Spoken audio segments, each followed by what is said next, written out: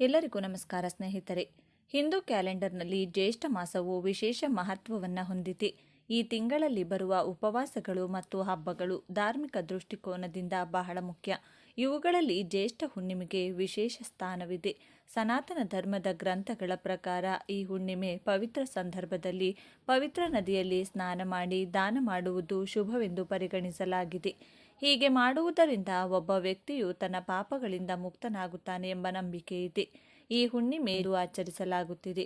ಈ ಹುಣ್ಣಿಮೆಯಂದು ಸೂರ್ಯ, ಚಂದ್ರ ಮತ್ತು ಬುಧ ಮಕರ ರಾಶಿಯಲ್ಲಿರುತ್ತಾರೆ.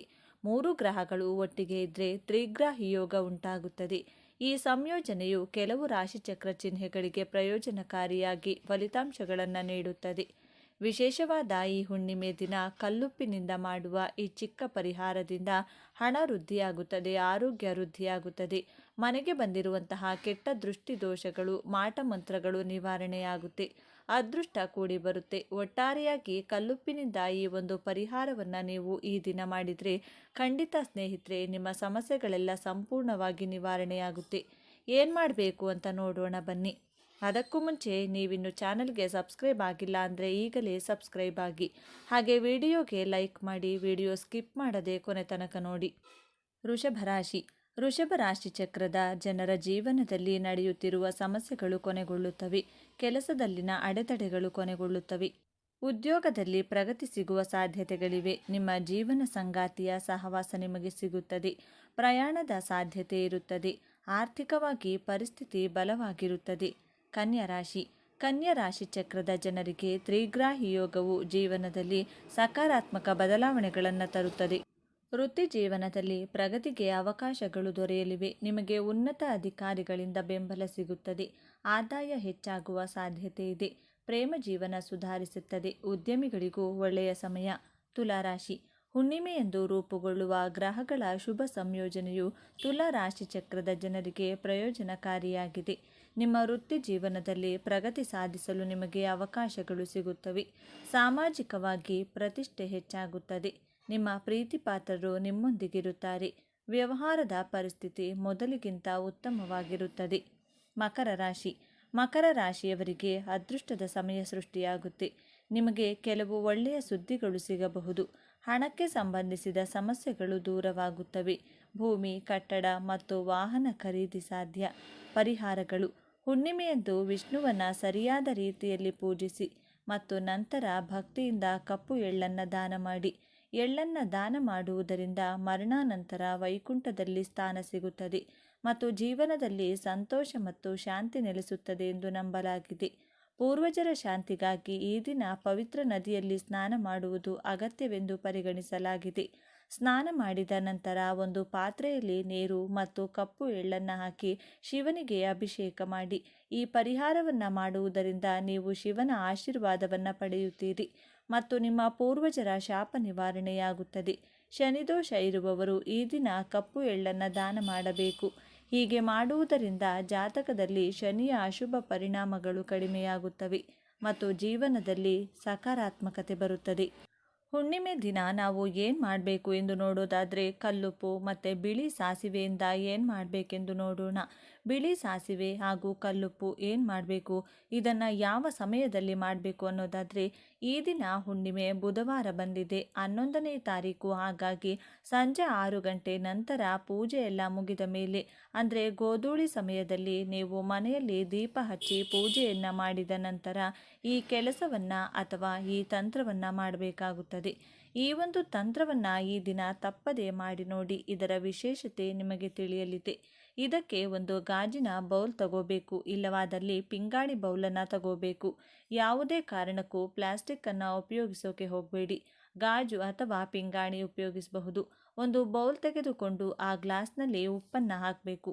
ಈಗಾಗಲೇ ನಿಮ್ಮ ಮನೆಯಲ್ಲಿ ಉಪಯೋಗಿಸಿದಂತಹ ಉಪ್ಪನ್ನು ಈ ತಂತ್ರಕ್ಕೆ ಬಳಸಬೇಡಿ. ಅಂಗಡಿಯಿಂದ ಹೊಸದಾಗಿ ಉಪ್ಪನ್ನು ತಂದು ಬಳಸಬೇಕು. ಕಲ್ಲುಪ್ಪನ್ನು ಮಾತ್ರ ಬಳಸಬೇಕು. ಇದರ ಜೊತೆಗೆ ಬಿಳಿ ಸಾಸಿವೆಯನ್ನು ತೆಗೆದುಕೊಳ್ಳಿ.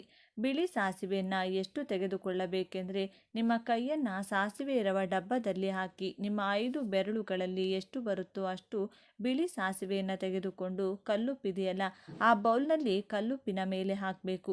ಅದೇ ರೀತಿ ಬಿಳಿ ಎಳ್ಳನ್ನು ನಿಮ್ಮ ಕೈಯಲ್ಲಿ 3 ಬಾರಿ ಹಾಕಬೇಕಾಗುತ್ತೆ.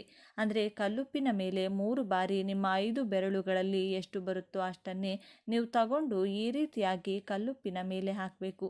ಆನಂತರ ಗಮನವಿರಲಿ, ನಿಮ್ಮ ಮನೆಯಲ್ಲಿ ದೇವರ ಪೂಜೆ ಮಾಡಿದ ನಂತರವೇ ಈ ಕೆಲಸ ಮಾಡಬೇಕು. ಈ ಬೌಲನ್ನು ಹಿಡಿದು ಮನೆಯಲ್ಲಿ ಎಲ್ಲ ಕೋಣೆಗಳ ಕಡೆ ಓಡಾಡಿಕೊಂಡು ಬರಬೇಕಾಗುತ್ತೆ. ಇದನ್ನು ಮಾಡುವ ಸಮಯದಲ್ಲಿ ಯಾರೂ ಸಹ ನೋಡಬಾರದು, ಹಾಗೂ ನಿಮ್ಮ ಮನೆಯವರು ಸಹ ಯಾರೂ ನೋಡಬಾರ್ದು. ಆ ರೀತಿಯಾಗಿ ಮಾಡಬೇಕಾಗುತ್ತದೆ. ಒಂದು ವೇಳೆ ಸಂಜೆ ಮಾಡಲು ಆಗದೇ ಇದ್ದರೆ ರಾತ್ರಿ ನಿಮ್ಮ ಮನೆಯಲ್ಲಿ ಎಲ್ಲ ಸದಸ್ಯರು ಮಲಗಿದ ನಂತರವೂ ಮಾಡಬಹುದು. ಅಥವಾ ಸಂಜೆ ನೀವು ದೀಪ ಹಚ್ತೀರಲ್ಲ, ತದನಂತರ ಕೂಡ ನೀವು ಇದನ್ನು ಮಾಡಬಹುದು. ನಿಮ್ಮ ಅನುಕೂಲಕ್ಕೆ ತಕ್ಕಂತೆ ಮಾಡಿಕೊಳ್ಳಿ. ಈ ಬೌಲನ್ನು ಹಿಡಿದುಕೊಂಡು ನಿಮ್ಮ ಮನೆಯಲ್ಲಿ ಇರುವಂತಹ ಪ್ರತಿಯೊಂದು ಕೋಣೆಯಲ್ಲಿ ಪ್ರತಿ 4 ಮೂಲೆಗಳಲ್ಲಿ ಎಳ್ಳು ಮತ್ತು ಉಪ್ಪಿರುವಂತಹ ಬೌಲನ್ನು ಪ್ರತಿಯೊಂದು ಮೂಲೆಗೂ ಮುಟ್ಟಿಸಬೇಕು. ಹೌದು, ನಂತರ ಎಲ್ಲ ಕೋಣೆಯ ಸುತ್ತಲೂ ಒಂದು ರೌಂಡ್ ಸುತ್ತಬೇಕು. ಇದನ್ನು ಮಾಡುವಾಗ ಮನೆಯ ಮುಖ್ಯ ದ್ವಾರದಿಂದ ಪ್ರಾರಂಭಿಸಿ.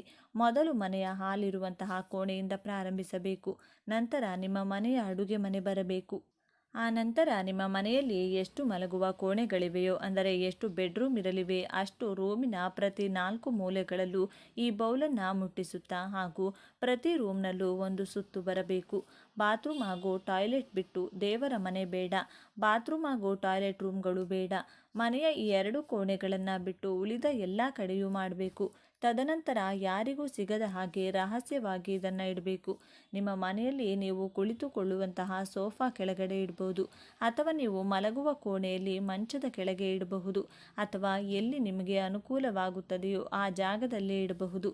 ಇದನ್ನು ಇಟ್ಟ ನಂತರ ಈ ವಸ್ತು ಯಾರ ಕಣ್ಣಿಗೂ ಬೀಳದಂತೆ ಮುನ್ನೆಚ್ಚರಿಕೆಯಿಂದ ಇಡಬೇಕು, ಹಾಗೂ ಇದು ಯಾರ ಕೈಗೂ ಸಿಗಬಾರದು ಅಂತಹ ಜಾಗದಲ್ಲಿ ಇದನ್ನು ಇಡಬೇಕಾಗುತ್ತೆ.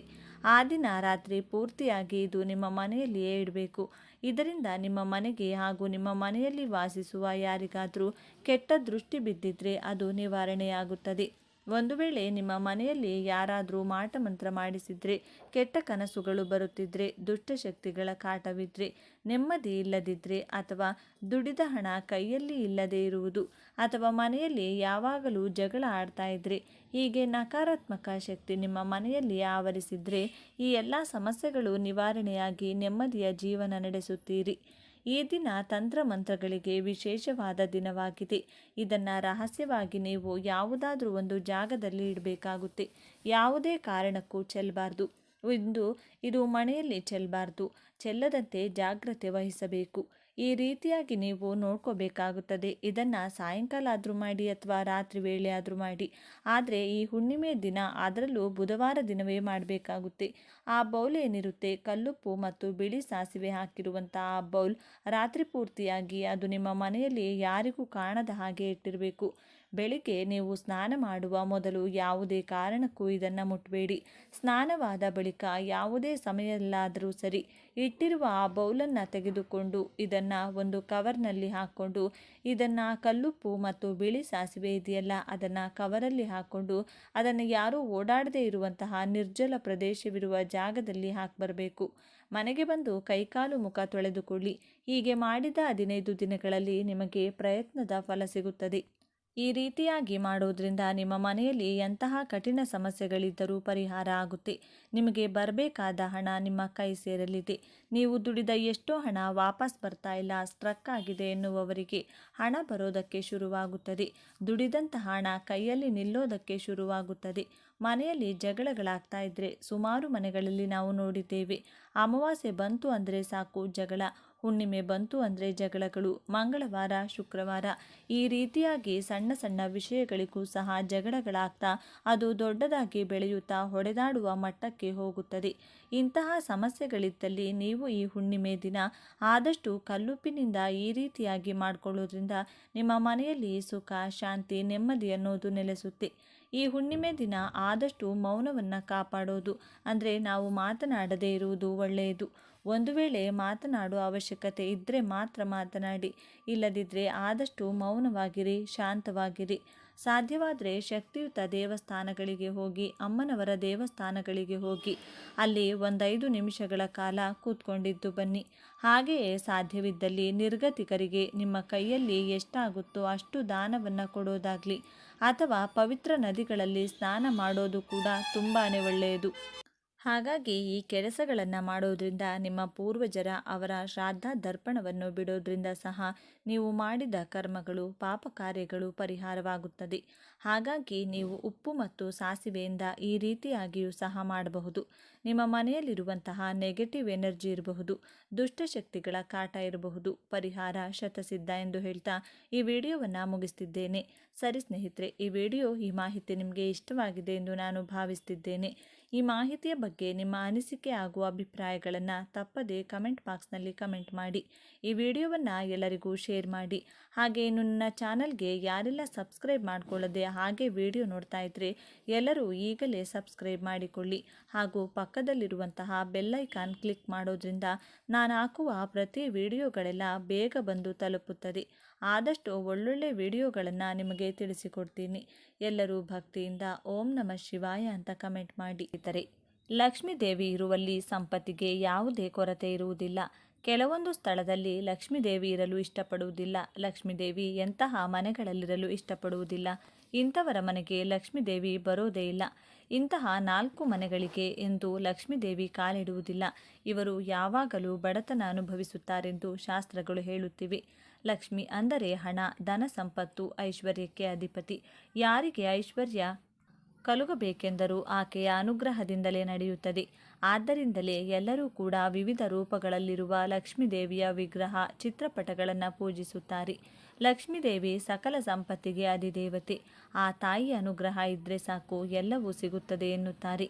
ನಮ್ಮ ಹಿರಿಯರು ಲಕ್ಷ್ಮೀ ದೇವಿಯನ್ನು ಚಂಚಲ ಸ್ವಭಾವದವಳೆಂದು ಕೂಡ ಕರೆಯುತ್ತಾರೆ.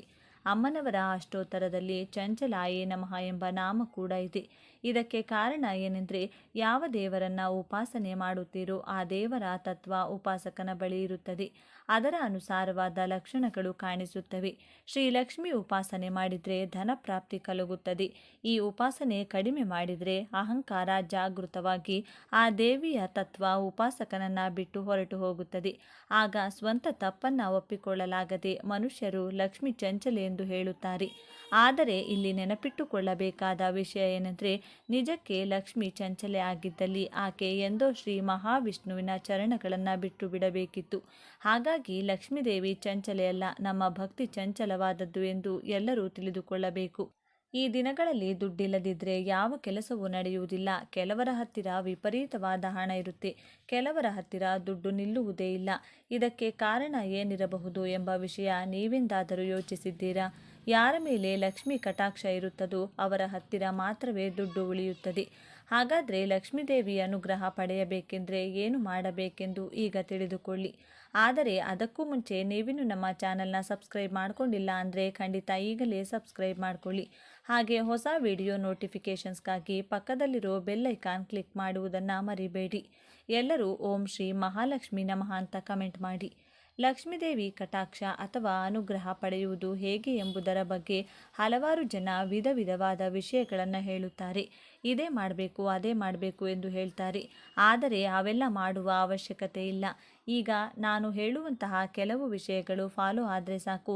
ಮನೆಯಲ್ಲಿರೋ ಹೆಂಗಸರು ಅಂದರೆ ಅಮ್ಮ, ಹೆಂಡತಿ, ಅಕ್ಕ, ತಂಗಿ, ಮಗಳು, ಅತ್ತೆ, ನಾದಿನಿ ಇವರೇ ತಾನೇ ಮನೆಯ ಹೆಂಗಸರು. ಮನೆಯನ್ನು ಹುಷಾರಾಗಿ ಕಾಪಾಡೋರು, ಅನಗತ್ಯ ಖರ್ಚುಗಳನ್ನು ಕಡಿಮೆ ಮಾಡಿ ರೂಪಾಯಿ ದುಡ್ಡನ್ನು ಕೂಡಿಡೋರು.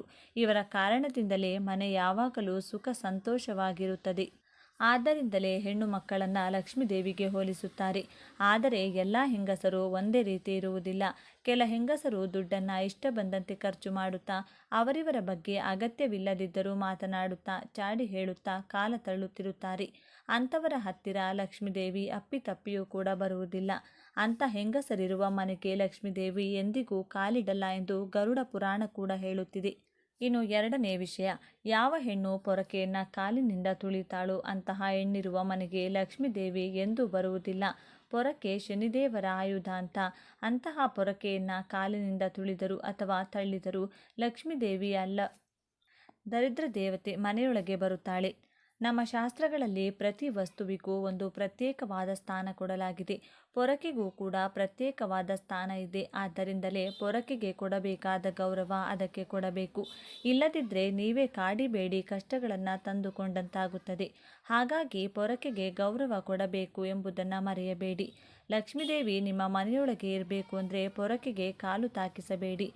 ಇನ್ನು ಮೂರನೇ ವಿಷಯ, ಯಾರ ಮನೆಯಲ್ಲಿ ಶುಚಿ ಶುಭ್ರತೆ ಪಠಿಸುವುದಿಲ್ಲವೋ ಅವರ ಮನೆಗೆ ಎಂದೂ ಲಕ್ಷ್ಮೀದೇವಿ ಕಾಲಿಡಲ್ಲ ಎಂದು ಪುರಾಣಗಳು ಹಿರಿಯರು ಹೇಳುತ್ತಲೇ ಇರುತ್ತಾರೆ. ಆಗಿಂದಾಗೆ ಮನೆ ಕ್ಲೀನ್ ಮಾಡಿಕೊಳ್ಳುತ್ತಾ ನೀಟಾಗಿಟ್ಕೋಬೇಕು. ಆ ರೀತಿ ಯಾರು ಮನೆಯನ್ನು ಇಟ್ಕೊಂಡಿರ್ತಾರೋ ಅವರ ಮನೆಯಲ್ಲಿ ಲಕ್ಷ್ಮೀದೇವಿ ಸದಾ ಕಾಲ ನೆಲೆಸಿರುತ್ತಾಳೆ. ಇನ್ನು ನಾಲ್ಕನೇ ವಿಷಯ, ಸಾಮಾನ್ಯವಾಗಿ ಹೆಂಗಸರು ಕೈಗೆ ಹಾಕಿಕೊಂಡಿರುವ ಬಳೆ ಒಡೆದು ಹೋದಾಗ ಅದನ್ನು ಕಸದ ಬುಟ್ಟಿಗೆ ಹಾಕುತ್ತಾರೆ. ಆದರೆ ಆ ರೀತಿ ಕಸದ ಬುಟ್ಟಿಯೊಳಗೆ ಅಂದರೆ ಡಸ್ಟ್ಬಿನ್ ಒಳಗಡೆ ಬಳೆಗಳನ್ನು ಹಾಕಿದರೆ ನಿತ್ಯ ಬಡತನ ಅನುಭವಿಸುತ್ತೀರಿ. ಲಕ್ಷ್ಮೀದೇವಿ ಆ ಮನೆಯಿಂದ ಹೊರಟು ಹೋಗುತ್ತಾಳೆಂದು ಪಂಡಿತರು ಹೇಳುತ್ತಾರೆ. ಹಾಗಾಗಿ ಒಡೆದು ಹೋದ ಬಳೆ ಚೂರುಗಳನ್ನು ಎಲ್ಲಾದರೂ ಮರದ ಕೆಳಗೆ ಹೂತು ಹಾಕಬೇಕು. ಆಗಲೇ ಲಕ್ಷ್ಮೀದೇವಿಗೆ ಕೋಪ ಬರುವುದಿಲ್ಲ. ನಮ್ಮ ಮನೆಯಲ್ಲಿರೋ ಪ್ರತಿಯೊಂದು ವಸ್ತು ನಮಗೆ ಎಷ್ಟು ಮುಖ್ಯವಾದವು. ಯಾರು ಮನೆ ಬಾಗಿಲುಗಳನ್ನು ಜೋರಾಗಿ ಶಬ್ದ ಬರುವಂತೆ ಮುಚ್ಚುತ್ತಾರೋ ಅಂಥವರ ಮನೆಯಲ್ಲಿ ಎಂದೂ ಲಕ್ಷ್ಮೀದೇವಿ ಉಳಿಯುವುದಿಲ್ಲ. ಅಷ್ಟಕ್ಕೂ ಅಂತಹ ಮನೆಗೆ ಲಕ್ಷ್ಮೀದೇವಿ ಬರುವುದೇ ಇಲ್ಲ. ಬಾಗಿಲು ಜೋರಾಗಿ ಮುಚ್ಚಿದರೆ ಲಕ್ಷ್ಮೀದೇವಿಗೆ ಕೋಪ ಬಂದು ಮನೆ ಬಿಟ್ಟು ಹೊರಟು ಹೋಗುತ್ತಾಳೆ. ಹಾಗಾಗಿ ಬಾಗಿಲನ್ನು ಜೋರಾಗಿ ಶಬ್ದ ಬರುವಂತಲ್ಲದೆ ನಿಧಾನವಾಗಿ ಮುಚ್ಚಬೇಕು. ಯಾರು ಮನೆಯ ವಸ್ತುಗಳನ್ನು ಹುಷಾರಾಗಿ ಕಾಪಾಡಿಕೊಳ್ತಾರೋ ಅಂಥವರ ಮೇಲೆ ಅಂಥವರ ಮನೆಯ ಮೇಲೆ ಎಂದು ಲಕ್ಷ್ಮೀದೇವಿಯ ಅನುಗ್ರಹ ಇರುತ್ತದೆ. ಇನ್ನು ಮನೆ ಹೆಣ್ಣು ಹೊಸಿಲಿನ ಹತ್ತಿರ ಬಾಗಿಲಿನ ಮುಂದೆ ಕುಳಿತುಕೊಂಡು ಊಟ ತಿಂದರೆ ಆ ಮನೆಯಲ್ಲಿ ಲಕ್ಷ್ಮೀದೇವಿ ನೆಲೆಸುವುದಿಲ್ಲ. ಮನೆ ಬಾಗಿಲಿನ ಮುಂದೆ ಅಥವಾ ಹೊಸಿಲಿನ ಹತ್ತಿರ ಕುಳಿತುಕೊಂಡು ಊಟ ಮಾಡುವುದು ಅಶುಭ ಎಂದು ಹಿಂದೂ ಪುರಾಣಗಳು ಹೇಳುತ್ತವೆ. ಇದೇ ಅಲ್ಲದೆ ಅಗತ್ಯವಿಲ್ಲದಷ್ಟು ಖರ್ಚು ಮಾಡುವುದು ಕೂಡ ಲಕ್ಷ್ಮೀದೇವಿ ಉಳಿಯದಿರಲು ಮುಖ್ಯ ಕಾರಣ. ಇನ್ನು ಲಕ್ಷ್ಮೀದೇವಿ ನಿಮ್ಮ ಮನೆಗೆ ಬಂದು ನಿಮ್ಮ ಮನೆಯಲ್ಲೇ ಉಳಿಯಬೇಕು ಅಂದರೆ ವಾರದಲ್ಲಿ ಒಂದು ಬಾರಿ ಕಲ್ಲುಪ್ಪನ್ನು ನೀರಿನೊಳಗೆ ಬೆರೆಸಿ ಅದರಿಂದ ಮನೆ ಪೂರ್ತಿ ಒರೆಸಿಕೊಳ್ಳಬೇಕು. ಆ ರೀತಿ ಮಾಡಿದರೆ ಲಕ್ಷ್ಮೀ ಕಟಾಕ್ಷ ಕಲುಗುತ್ತದೆ ಎಂದು ಪುರಾಣಗಳು ಹೇಳುತ್ತಿವೆ. ಇದರ ಹಿಂದೆ ಒಂದು ಶಾಸ್ತ್ರೀಯ ಕಾರಣ ಕೂಡ ಇದೆ. ಅದೇನೆಂದರೆ ಉಪ್ಪು ನೀರಿನಿಂದ ಮನೆ ಒರೆಸುವುದರಿಂದ ಮನೆ ಒಳಗಿರುವಂತಹ ಮೈಕ್ರೋ ಬ್ಯಾಕ್ಟೀರಿಯಾ ಹೋಗಿ ಮನೆಯಲ್ಲಿರುವವರಿಗೆ ಎಂತಹ ರೋಗಗಳು ಬರದೆ ಪೂರ್ಣ ಆರೋಗ್ಯವಂತರಾಗಿರುತ್ತಾರೆ. ಆರೋಗ್ಯ ಕೂಡ ಒಂದು ರೀತಿಯಲ್ಲಿ ಐಶ್ವರ್ಯನೇ ಅಲ್ವಾ. ಆರೋಗ್ಯ ಇದ್ದರೆ ಲಕ್ಷ್ಮೀ ಕಟಾಕ್ಷ ನಮ್ಮ ಮೇಲೆ ಇದ್ದಂತೆ ಲೆಕ್ಕ. ಈ ರೀತಿ ಕೆಲಸ ಕಾರ್ಯಗಳನ್ನು ಮಾಡಿದರೆ ಲಕ್ಷ್ಮೀದೇವಿ ಮನೆಗೆ ಬರುತ್ತಾಳೆ. ಈ ಕೆಲಸಗಳಿಗೆ ಭಿನ್ನವಾದ ಕೆಲಸಗಳನ್ನು ಮಾಡಿದರೆ ದರಿದ್ರ ದೇವತೆ ಮನೆಗೆ ಬರುತ್ತಾಳೆ. ಹಾಲಿನ ಸಮುದ್ರದಿಂದ ಲಕ್ಷ್ಮೀದೇವಿ ಉದ್ಭವಿಸಿದಾಗ ದೇವೇಂದ್ರನಿಗೆ ಆಕೆ ಎಂತಹ ಕಡೆ ನೆಲೆಸುತ್ತಾಳೆ ಎಂಬ ವಿಷಯವನ್ನು ಸ್ಪಷ್ಟವಾಗಿ ವಿವರಿಸಿದ್ದಾರೆ. ಧರ್ಮ ಕರ್ಮಗಳನ್ನು ನಿರ್ಲಕ್ಷ್ಯ ಮಾಡಿ ನೀತಿ ನಿಯಮಗಳನ್ನು ಆಕ್ರಮಿಸಿ ಕಾಮದಿಂದ ತುಂಬಿರುವ ವ್ಯಕ್ತಿಗಳಿರುವ ಕಡೆ ಲಕ್ಷ್ಮಿ ಇರುವುದಿಲ್ಲ.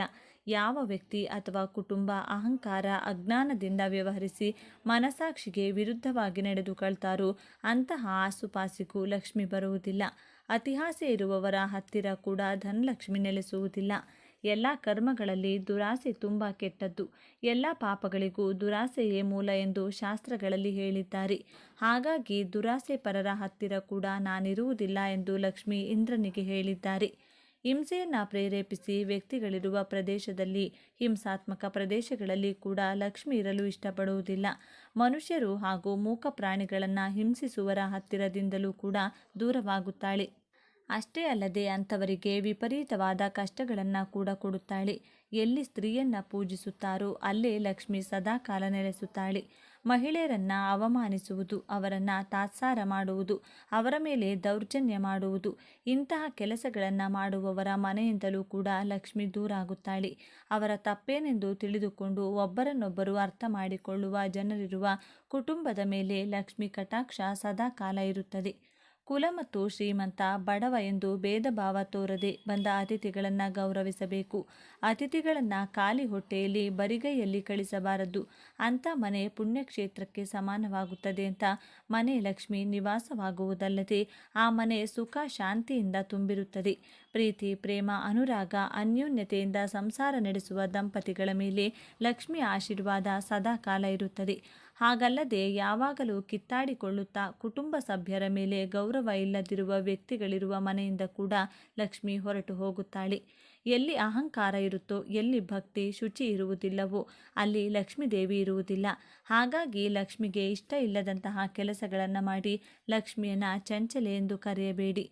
ಈ ವಿಡಿಯೋ ನಿಮಗೆ ಇಷ್ಟವಾಗಿದ್ದಲ್ಲಿ ಲೈಕ್ ಹಾಗೂ ಶೇರ್ ಮಾಡಿ. ಇಂತಹ ಹೆಚ್ಚಿನ ಉಪಯುಕ್ತವಾದಂತಹ ಮಾಹಿತಿಗಳಿಗಾಗಿ ತಪ್ಪದೇ ನಮ್ಮ ಚಾನಲ್ನ ಸಬ್ಸ್ಕ್ರೈಬ್ ಮಾಡಿಕೊಳ್ಳಿ. ಮತ್ತೊಂದು ಕುತೂಹಲಕಾರಿ ಮಾಹಿತಿಯೊಂದಿಗೆ ಪುನಃ ಭೇಟಿಯಾಗೋಣ. ಧನ್ಯವಾದಗಳು.